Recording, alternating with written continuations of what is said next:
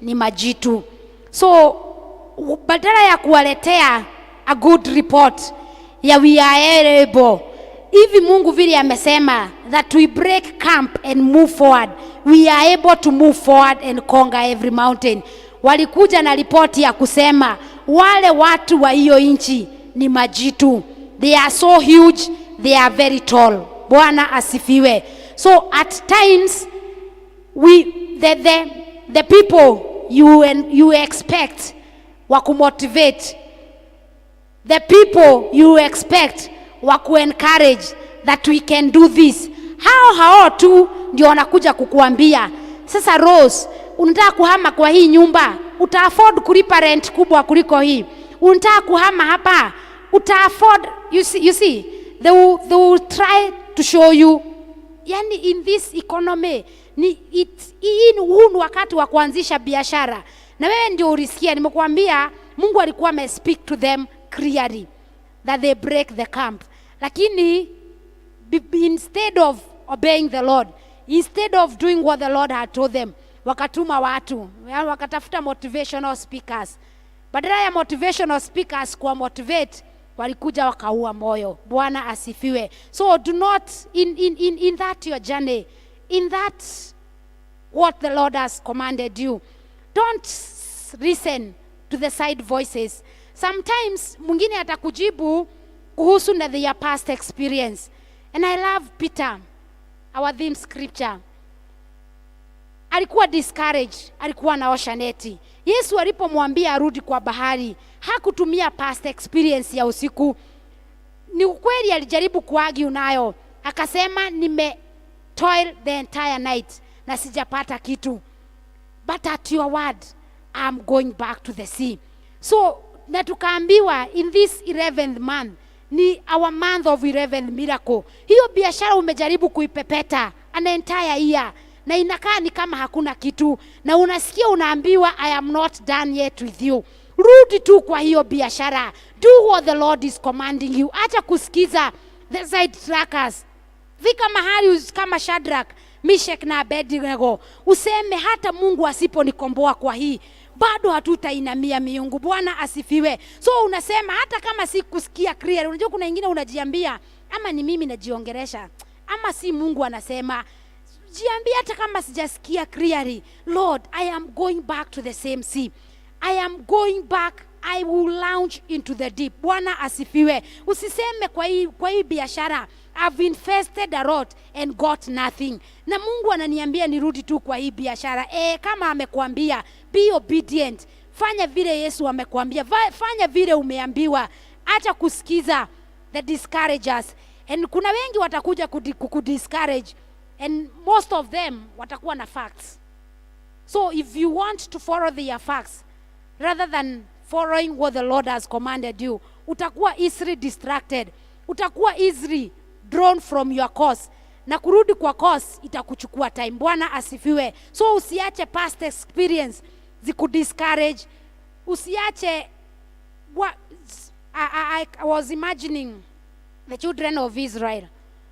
Ukisoma hiyo Deuteronomy wanapoambiwa wa break camp, they had fought some peoples on the way na walikuwa wamepoteza some soldiers.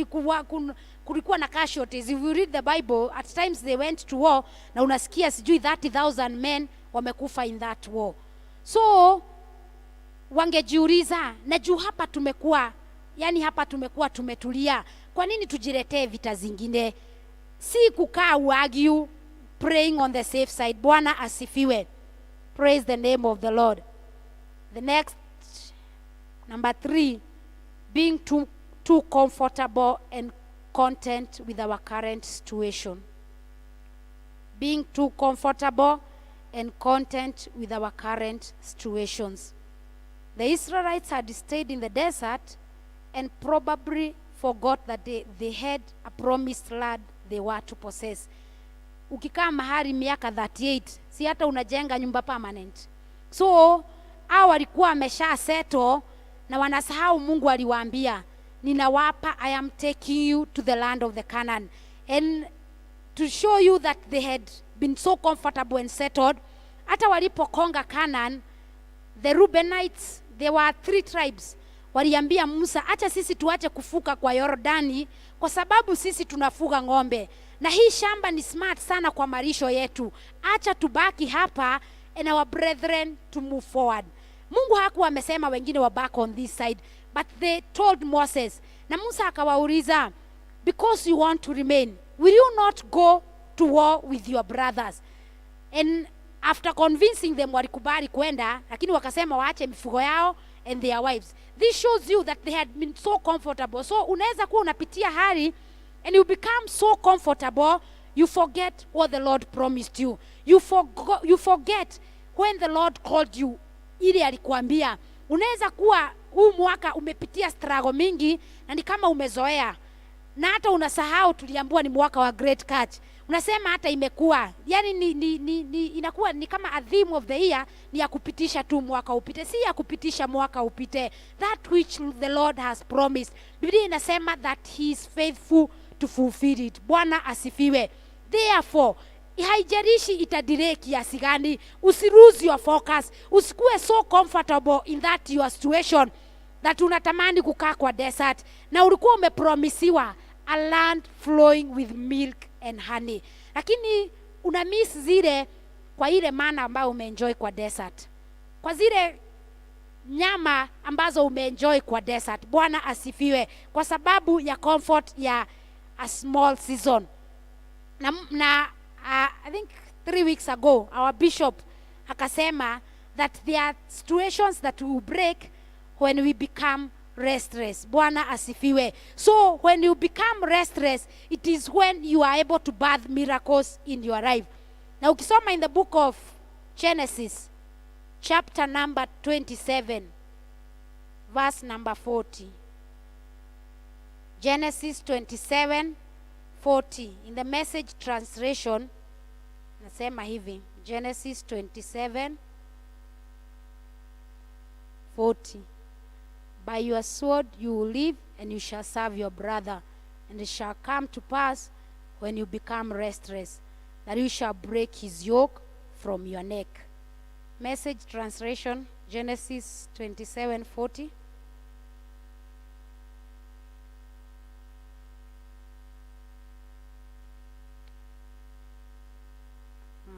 In the Message translation inasema, Isaac said to him, you live far from the earth's bounty, remote from heaven's dew. You live by your sword, hand to mouth, and you will serve your brother. But when you can't take it anymore, you break rules and learn free. Bwana asifiwe. When you can't take it anymore, when you refuse to become comfortable na hiyo situation, yani unakuwa comfortable na ujapata, yani you have a clear picture. When Isaac alikuwa anaambia his son Esau hivi, alikuwa amebariki Jacob instead of Esau, na akauliza baba yake, hauna baraka hata moja imebaki. Kamwambia, you live by your sword, but when you become restless, when you cannot take it anymore, yani unasema imetosha, that is when you'll be able to break loose from the yoke of your brother. So when we become so comfortable in our situation, we suffer. There is this woman, the Shunammite woman, alikuwa barren for a long time, that she was used to be without a child. And when Elisha asked her what she wanted, she said nothing. Yani hata aliambia Elisha, I live among my people. And to show you that she had stayed for a long time without a child, Gehazi alipokuja to her rescue, aliambia Elisha, she has no child and his husband is old. Yani inamaanisha walikuwa wamekaa mpaka wakazeeka bila watoto. Na huyu mama anapoulizwa anahitaji nini, yeye hakuona a need of a child because alikuwa amezoea kukuwa na servants around him. Si unaona hata the Bible says mtoto alipogonjeka bwana yake alipea servants wampelekee mtoto. That means hakukosa mtu wa kutuma, hakukosa, she didn't lack anything. Na alisema I dwell among my people. In the book of 2 Kings chapter number 4 from verse number 12. 2 Kings 4 12. Then he said to Gehazi, his servant, call this Shunammite woman. When he had called her, she stood before him. 13.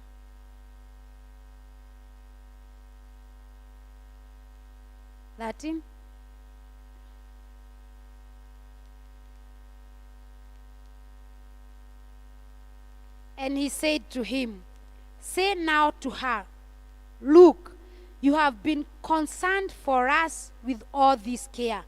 What can I do for you? Do you want me to speak on your behalf to the king or to the commander of the army? She said, I dwell among my people. Yani ye hakuhitaji kitu. Verse 14. So he said, what then is to be done for her? And Gehazi answered, actually, she has no son, and her husband is old. Yani hata si yeye aliona anahitaji mtoto, ni mtumishi wa Elisha, kwa sababu yeye alikuwa so comfortable in this her. Yani alikuwa amezoea, nilikosa mtoto, nilikosa, ni sawa tu. And Elisha yeye alidhania anaweza ongea on her behalf to the king. But Gehazi akasema, actually she has no son and her husband is old. Na ndio verse 15. So he said, call her. Yani hata alikuwa shaenda, alikuwa shamalizana. Hakuna kitu unaweza nifanyia. Mimi nafikiria ndio naweza kuwa msaada kwako na kupa mahali pa kulala unapopita Shunem. Na yani I can be the only source of help to you. Anasema muite, so call her.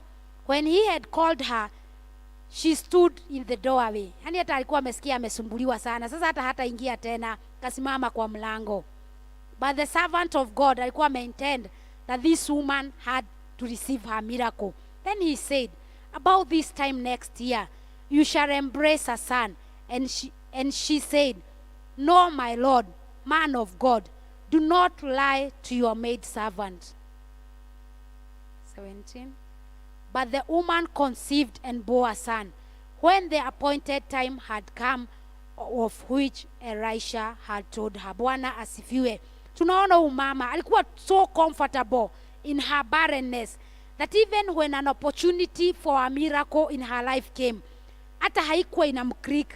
So sometimes you can be so comfortable in your situation, na when an opportunity comes, hata haikrik in your mind that this I am supposed to come. Ni mara ngapi hapa tumeitwa altar call, na labda hata hujatokea kwa moja, and maybe you are suffering in the situation ambayo imekuwa address, lakini umekuwa so comfortable in that situation mpaka hauoni need ya kutokea, ama hata inakuwa hata haujajua imeitwa. Can give you an example. One time Dr. Mwasi akaitwa testify, I think 1 or 2 years ago. Alafu after ametestify about getting his papers, bishop akasema that unaweza kuwa uko na makaratasi yako na haijakusaidia hata kazi yenye unafanya si hiyo makaratasi, come forward uombewe. So mimi nilikuwa nimeketi, I like sitting somewhere around that pillar, na si kutokezea, and it didn't click in my mind that I have papers, I've done business administration. Haiku click. So when we went home, my husband akaniuliza, na kwa nini watu wenye hawafanyi kazi ya makaratasi yao waliitwa huku tokea? Kaambia nakuwa na papers. You see, it didn't click because I think I've been comfortable working away from my line yenye nilikuwa nimesomea, that it even didn't click ninakuwa na papers. That's what I'm saying, that you become so comfortable in your situation that even when an opportunity for a miracle comes, hawezi kuigrab, hawezi kuchukua hiyo opportunity because you are so, yani ni kama ulifika. Let me say, ni kama ulifika. Hauoni ni kama kuna progress, ama hata it doesn't ring in your mind. Labda hata huyu mama alikuwa tu like Rose, hakukumbuka hata hana mtoto kwa sababu hakuwa short of servant. Mtu anaweza kujengea mtumishi wa Mungu an upper house, ni nyumba ya ghorofa alikuwa amejengewa, yani aliyekwa kwa upper room, ni mtu alikuwa amejiweza in the society, na hata anapoulizwa sahi, if your prophet anakuuliza ninaweza peana a word on your behalf kwa Ruto, hata utakuwa ni siku gani unaenda, yani hata utaanza kumweka kwa maombi, hata kama umuombeagi, akienda mbele ya Ruto asikusahau. But this woman anamwambia I dwell among my people, ni kuongelelee kwa mkubwa wa jeshi. Yani she didn't see she needed that. So sometimes in your situation unaweza tu kuwa comfortable na unasikia tunaambiwa this is the month of breaking camp. Hii ni mwezi ya kuvunja hiyo camp na kusonga mbele, na unashindwa nimekuwa kwa camp gani mimi? Hiyo ujumbe inakaa bishop hakuwa amesikiza mzuri, hiyo haikuwa yangu. Na hata unaanza kupigia mtu unamwambia I wish you came on Sunday, usikie vile bishop alisema. Huyo mwenye akuja haikuwa yake. Wewe ndio uko na camp ambao unafaa uvunje. Bwana asifiwe. Nikuuliza Mungu, in this my life, ni camp gani unataka nivunje? Labda uliombea promotion na ukakuwa promoted, na umekuwa in that area of promotion. Sasa ukaona ile bishop anatuambia moyo wangu tulia ukae na Bwana, na Mungu hapo si hapo alikuona. Yani he has seen you. Anasema he sees the end from the beginning from the end. So amekuona in that company. Labda hata niwe unafaa kukuwa CEO, but you got promoted. Sasa ukakuwa na kacheo kidogo tu na unakaa umetulia, you become comfortable, na unasikia tunaambiwa to break camp. Ni camp gani tunaambiwa to break? Ambia Mungu, Lord, what camp do you want me to break in my life? Bwana asifiwe. Biblia inasema neno la Mungu hazitamrudia bure, that when he releases it. Na najua nilipoomba that Lord, what do you want me to say to your people? Na nikapata hii, the hindrances to breaking your camp. Kuna mtu umekaa mahali na umekuwa comfortable na unashindwa ni camp gani hii ninavaa kuvunja. Labda hata ni kwa biashara. Mungu hataki tu kuwe na hiyo biashara moja. You should have owned multiple businesses, lakini umekuwa tu comfortable. Wewe ndio unaika kwa hiyo area ya biashara. Umepata hata trophies in that business na umekuwa comfortable in that situation. My prayer is ya kuwa Mungu atatukoroga, that we come out of our comfort zone. Bwana asifiwe. Praise the name of the Lord. Tusikae kama huyu mama wa Shunem ambaye alisema yeye anaishi among his people. Bwana asifiwe.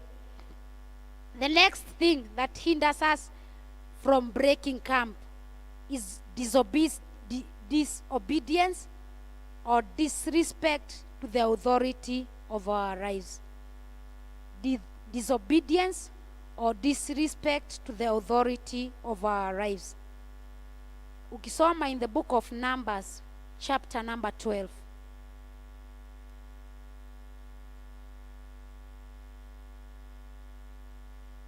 Numbers 12 from verse number 15. This is the story. When Aaron and Miriam spoke against Moses, their journey was delayed for 7 days.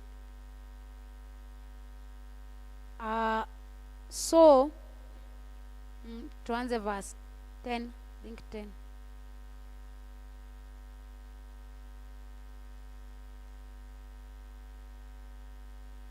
Verse 8.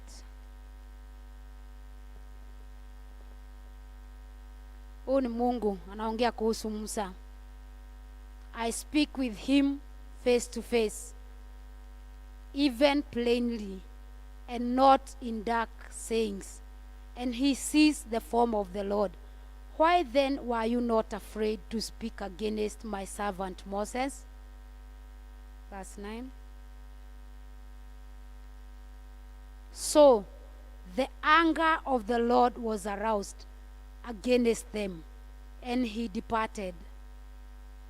And when the cloud departed from above the tabernacle, suddenly Miriam became leprous, as white as snow.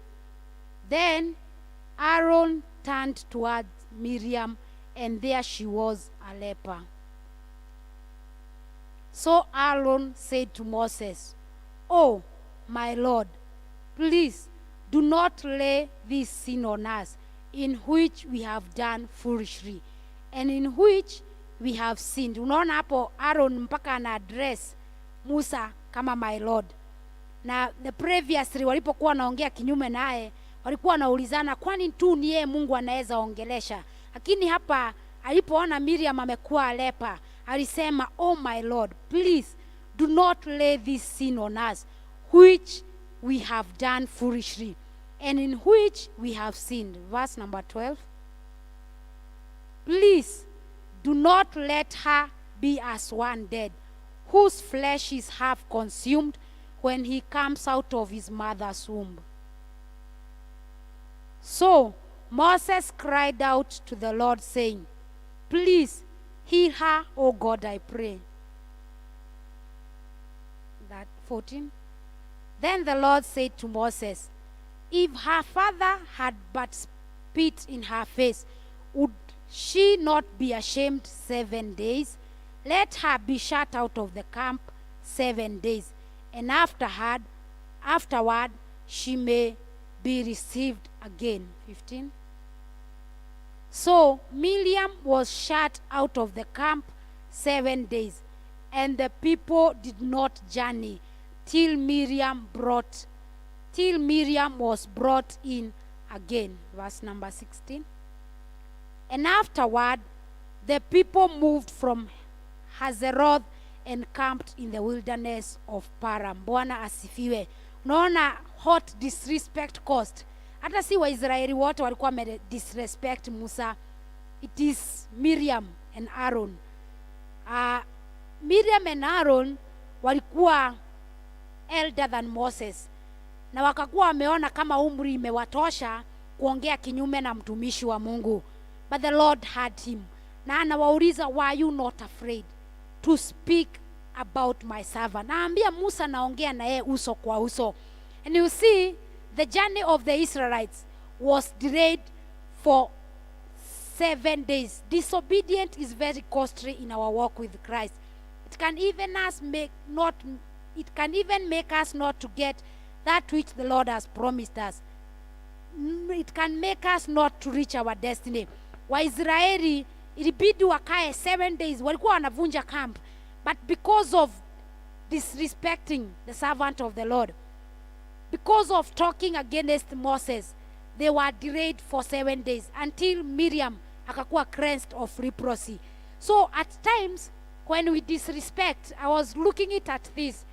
Sometimes Bishop anasema unaweza kuwa una umri kumliko, unaweza kuwa uko educated kumliko, but he is the man of God upon this altar. So when you disrespect him, yeye anaweza kuwa hata hakusikia. Na saa hii sasa hatutaitwa kwa tent of meeting, but there are things in your life ambao utaona zinakuwa delayed. There are things in your life ambao utasema, na hii prophecy tunapeagwa kweli inafanya, but anointing ambayo hauheshimu haiwezi kufaulu, it can't bless you. Bwana asifiwe. So when you do not honor him, tutakuwa hapa tunatangaziwa vitu na unashindwa, unasema hii neno ilikataa kuwork. Hii neno ni kama ya kutubembeleza, si ya kukubembeleza. You start with honoring the servant of the Lord. Miriam na Aaron, nilikuwa naangalia naona sometimes mimi ndio firstborn kwetu. So there are things I impose upon my brother kwa sababu mimi nina usemi, ama nitamwambia he will obey because I am the firstborn. Sometimes huenda kuwa hata kuwa tu ametaka, but because I am the firstborn, sometimes he's caused to obey. Na mostly in our African culture tumefunzwa kuheshimu our firstborns ni kama wazazi wetu. So Musa alikuwa ameheshimu labda Miriam na Aaron. Miriam ndiye hata anaweza kuwa anaambia Musa, mimi ndio nilituma uishi kwa sababu mimi ndio nilikuficha kwa mto wakati ulikuwa uwawe. But this time round Moses is a different person. Moses is a man of God, a man under authority, a man with a call of God. So unaweza kuwa wanasemanga you may be age mate but not grace mates. Bwana asifiwe. So neema ambayo Musa alikuwa na operate nayo haikuwa neema ambayo Miriam, in as much as Aaron alikuwa ameitwa akaambiwa atakuwa kuhani kwa Musa, hawakuwa wana operate under the same grace. Bwana asifiwe. So you don't disrespect the man of God. kuliko disrespect. Saa ingine kujitoa ni mzuri. Bwana asifiwe. Usijiletee laana za bure bure tu. If you cannot submit under the authority, if you cannot be obedient to what they tell you, saa ingine kujitoa, you be praying safe. Bwana asifiwe. Praise the name of the Lord. Usijiletee laana kama ya Miriam. Sijasema tutoke church. Nimesema sometimes it is good. Don't quote me. Sijasema tutoke church. Ninasema there is a praise unaweza ona, uone hii haitaleta, it won't be over blessing in my life. Labda ni mahali umepewa a department kuongoza in the church, na vile unaongoza haimpendezi kabisa the prophet of the house. Unaweza uende umwambie, hii ambao ulikuwa umenipa niongoze, ninaona kama imenishinda. And hata kupiga ati uendelee na hiyo, hata kupiga ati unini, because when he becomes angry because of you, be sure, hata nimekuambia hata kama hutatokea, so umesikia Mungu amesema hata kama ni baba yake angemtemea mate, si angesikia aibu siku 7. Bwana asifiwe. So when the prophet grieves because of you, Mungu ndiye anakuja kukureward on behalf of the prophet. The prophet may not say anything to you, but the Lord comes. So even in that department, let me clear sasa kujitoa kando inakaa aje. Unaweza mwambia, hii department umenipa niongoze, ninaona kama kama nimeshindwa. And he will take it and give it to somebody else. Bwana asifiwe. Instead ya kuongoza vile hataki, hata yani assignment ukipewa wewe hufanyi, kwani ni mimi tu. You see, those small nugunika. Ni vizuri useme, I like my leader in our department, the hospitality team.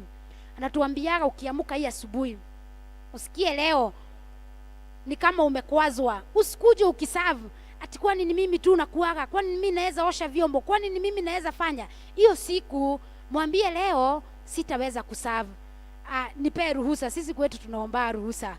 Unasema leo sitaweza, kuliko userve ukinugunika na ujiletee laana. Na ungekaa utulie, ukuje usikie neno, ubarikiwe na uende nyumbani. So instead of serving with murmuring in that your department, instead of serving ukidisrespect the prophet ambao amekuappoint in that department, unaenda tu unaomba ruhusa. Unasema for a particular season, ama for this time sitaweza, ama hii assignment ambayo umenipa imekuwa ngumu kwangu, sitaweza. Si unaweza delegate mtu mwingine, and he can, na wewe utakuwa umeepukana na laana. Bwana asifiwe. So instead of being in think in Second Chronicles 7:14 inasema, believe in the Lord your God, you shall prosper. Believe in your prophets, you will be established. Bwana asifiwe. So your prophet has a mandate of you being established. Bwana asifiwe. Praise the name of the Lord. The next point, I think point number 5 is baggages in our lives. Baggages, mizigo ambazo sisi wenyewe tunajiekea. When Abraham is called by God, he is told clearly, come out of your father's house, out of your kindred. Yani toka katikati ya watu wenu. Yeye alitoka katikati ya watu wao, lakini alibeba watu wao. Instruction haikuwa abebe watu wao, lakini yeye alitoka na akabeba. In Genesis 12 from verse number 1.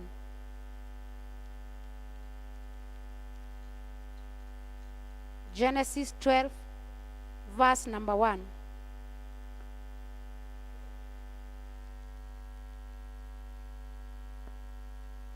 Now the Lord had said to Abram, get out of your country, from your family, and from your father's house, to a land that I'll show you. Verse number 2. Hiyo ndio ilikuwa instruction. The only instruction was, get out of your country, from your from your family, and from your father's house, and I'll make you a great nation. I'll bless you and make your name great, and you shall be a blessing. I'll bless those who bless you, and I'll curse him who curse you, and in you the families of the earth shall be blessed. So Abraham departed as the Lord had spoken, and Lot went with him. And Abram was 75 years old when he departed from Haran. Bwana asifiwe. Some baggages. When some baggages we carry become so heavy for us on the way that we lose our focus on the promised land and start fighting battles around us. Acha tuone what happened when Abram decided to carry Lot. Genesis 13 from verse number 5. Yeye alikuwa ameambiwa acha watu wao, but he decided to carry his nephew Lot. Genesis 13 verse number 5. Lot also went with Abram, had flocks and herds of tents.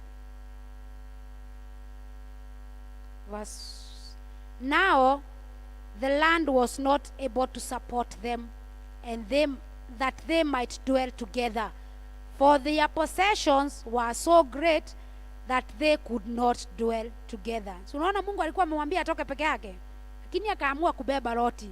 Sasa the land is becoming small, kwa sababu verse 5 imesema Lot whom Abram carried. Lot who went with Abram had flocks and herds and tents. Yani alikuwa na zile vitu Abram alikuwa nazo. Verse 7. And there was strife between the herdsmen of Abram's livestock and the herdsmen of Lot's livestock, the Canaanites and the Perizzites that dwelt in the land. Verse 8. So Abram said to Lot, please, let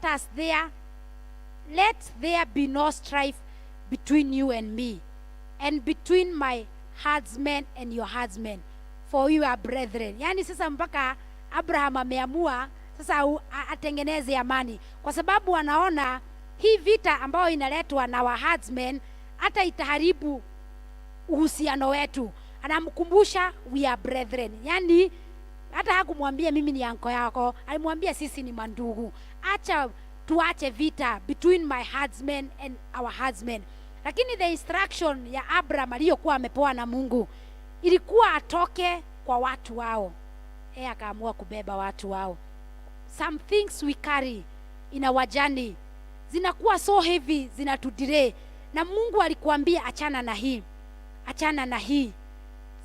Juzi bishop akatuambia zingine ni habits ambazo zinakuwa in our lives. Verse number 9.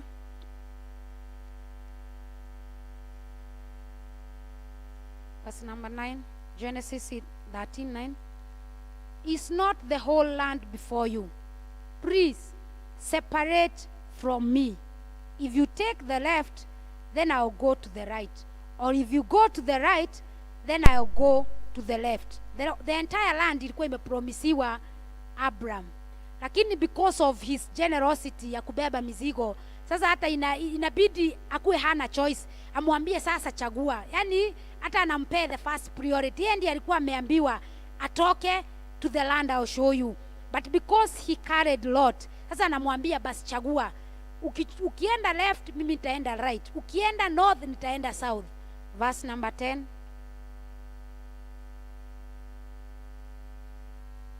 And Lot lifted his eyes and saw all the plain of Jordan, and it was well watered everywhere. Vile anajipenda. Before the Lord destroyed Sodom and Gomorrah, like the garden of the Lord, like the land of Egypt, as you go towards Zoar. Verse number 11. Then Lot chose for himself all the plain of Jordan, and Lot journeyed east, and they separated from each other. Verse 12. Abram dwelt in the land of Canaan, and Lot dwelt in the cities of the plain, and pitched his tent even as far as Sodom. Bwana asifiwe. So unaona, the instruction was for Abram to move alone. But when he carried Lot, there was strife between them, between the headsmen of Abram and between the headsmen of Lot. So when we carry baggages in our walk, to delay, when you read the story of Korah and Dathan, walipokuwa wameenda vita wakashindwa, Mungu akasema, no, it is Achan. Achan yeye alibeba their cast things. Mungu akawaambia, vita mmeshindwa kwa sababu mlibeba their cast things. Walikuwa wameambiwa, when you destroy that city, you destroy everything completely. Bwana asifiwe. So when you carry their cast thing, your journey is delayed. And it is not only Achan. Ahab alipoambiwa akadestroy, alispare Agag na the fat animals. No, it is not Ahab, it is Saul. Na Samuel alipokuja akamwambia alidestroy kila kitu. Samuel akamuuliza, na kwa nini nasikia mlio ya ng'ombe na kondoo? Akasema, hizi nilibeba ili, yani hata alikuwa na justification, hizi nilibeba ili nitolee Mungu dhabihu. Na Samuel akamuuliza, does God only delight in sacrifices and burnt offering? So zingine utabeba na utakuwa na reason. Abram labda alisema, when you read in chapter 11 ya Genesis, baba ya Lot alikuwa amekufa na guka yake, labda angesema hakuwa na mtu wa kuachia Loti, lakini Mungu alijua hapo hiyo alipokuwa amemwambia atoke kwa their relatives. Saul, the same case, Mungu alipomwambia a destroy completely the entire city, Agag alikuwa kuwe destroyed in that, lakini aliamua kuspare. So at times the baggages we carry, when you've been told to break camp, unasema ni ukweli, Mungu amesema niache hizi, lakini haka tu, yani kanakaa kadogo na unajijustify nayo. Huyu Abram labda aliona Lot si hata ananko anafaa kukuwa ameheshimika sana, so si hata ni heshimu like ananko, but he multiplied and kiburi yake ikainuka. You multiply and that thing that you've carried, ambao unafikiria it is for your good, Saul ndio ufalme wake umalizwe. Samuel alimwambia that the Lord had desired to establish your kingdom forever, but because you did not obey him, there will be no one in your family to be a higher. Yani ufalme wako umeisha. And Samuel tried to bargain with God asamehe Saul, lakini Mungu akamuuliza, until when will you grieve because of Saul? Inuka, go and anoint David. Bwana asifiwe. Yani Mungu alikuwa shamalizana na Saul. So some baggages we carry, they hinder us from breaking camp. Yani zinakuwa mzito, either they delay you or they cause you to inakutuma ukose kufika upeo wako, kwa sababu Saul Mungu alikuwa amemchagua na alikuwa ameambiwa he's a fine man, na alikuwa ameambiwa ufalme wako utaendelea, but because he did not obey, he chose to carry baggages from the kingdom ya kina Agag, akakuwa destroyed. The next point, unbelief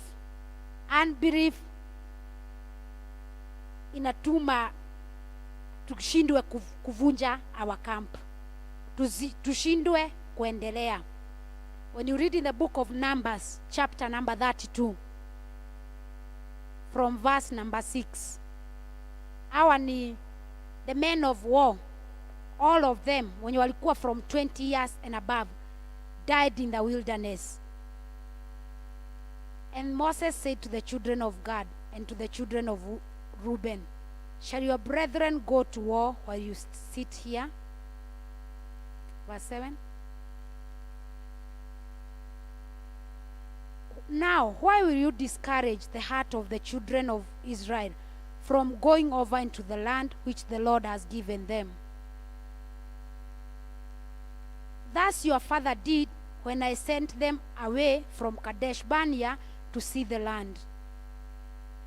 For when they went up to the valley of the Ashcol and saw the land, they discouraged the heart of the children of Israel, so that they did not go into the land which the Lord had given them. So the Lord's anger was aroused on that day, and he swore an oath, saying, surely none of you men who came up from Egypt from 20 years old and above shall see the land which I swore to Abraham, Isaac, and Jacob, because they have not wholly followed me. Bwana asifiwe. So when we do not believe what the Lord has said to us, tunakuwa hatuwezi kufika our promised land. Tunakuwa hatuwezi eza kuvunja camp. Tunakuwa hatuwezi eza kuprogress, because when we do not have faith. There was a man, Yesu alikuwa anaenda kuponya mtoto wake, na akamuuliza, do you believe? Akasema, help my unbelief. Yes, I believe, but help my unbelief. Yani ni kama alikuwa anaamini 50-50. So akaambia Mungu, nijazie hii imani. So at times when we do not have faith, when we have unbelief, yet that we are not even able to sanctify the Lord before the heathen in our midst, tunashindwa from breaking our camp. Kwa sababu unashindwa, nikitoka hapa itakuwaje? Nikitoka hapa how will I make it? Bwana asifiwe. Therefore, I pray that the Lord will help our unbelief. That when he says go, ni kwenda bila kuuliza, ni kwenda bila kutuma mtu akaspy on your behalf. Kwa sababu many a times the Lord commands us and you are not obedient because of unbelief. I pray that the Lord will help our unbelief, that before the heathen tutaweza kusanctify him. Ya kuwa hata sema kama hao walioambiwa that from 20 years and above mtakuwa destroyed in the wilderness. Bwana asifiwe. Kwa sababu ya wakati wetu tutafika hapo. I hope that tutakubali kuvunja our camp. Tuliambiwa in this month ni kuvunja that stagnation ambao umekuwa nayo for so long. Bwana asifiwe. Therefore, kama hujajua ni camp gani unafaa kuvunja, uliza Mungu, Lord, which camp should I break in my life? And our Father is faithful, he will direct you. Thank you very much, our online viewers. Tutasimama for our benediction, and after benediction we'll place our seed on the altar, and we shall be free to go home as the eagles of faith wanapobaki kwa mkutano wao, with our hands lifted up. And may you walk with the revelation that you've received today, that the Lord is faithful, that he will not leave you nor forsake you. Therefore, do not fear to break that camp ambayo umekuwa umestagnate for a long time. And as you break that camp, I decree upon your life that the Lord will give you the strength and the grace to move forward. And this week, may everything that you touch with your heart's blessed in the name of the Father, the Son, and the Holy Ghost. You are blessed of the Lord.